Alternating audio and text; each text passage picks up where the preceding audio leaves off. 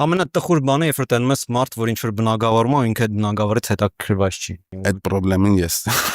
ռաստակել եմ։ Դերասանների հետ շատ քիչ դերասաններ կան, որ ուսումնասիրում են իրանց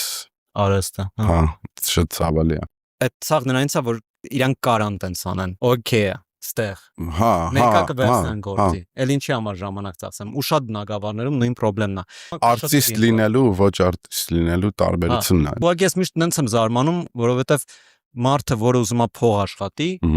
դերասան դառնալը շատ դեբիլ միտք է։ Գնա լոդար ավելի լավ, եթե ուզում ես ուղղակի փող աշխատես, խի դերասան էլի ամենադժվար ճանապարհներից ես ընտրել ու չես սիրում նույնիսկ։ Դե չէ, ոչ մեկը դրա համար չի ընտրում, երևի։ Բախի չեն հետաքրքրվում։ Մի հատ դերասան ասա, որ ինքը ի սկզբանե փող աշխատելու համար է, էլի։ Ուզեցել դառնա դերասան։ Դե լավ, որտես պատին դեմ։ Լույսի, բայց հետո գալիս է մի հատ ժամանակ, մի հատ ճիշտ դեր, ճիշտ պահին, ու դու սաղ կյանքդ պատրաստվել ես, որ այդ դերը խաղաս, ու եսի միշտ դռներ բացվի։ Այդ էլ է լինում։ Դե հա պատահական է, էլի։ Այդ էլ է լինում։ Ահա։ Մի քիչ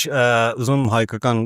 ռեփ մշակույթից խոսանք, որովհետև իմ համար ինքը մեծ բացահայտում էր, որովհետև այն ժամանակ, որ ես ասում եմ ռեփ չեմ սիրում,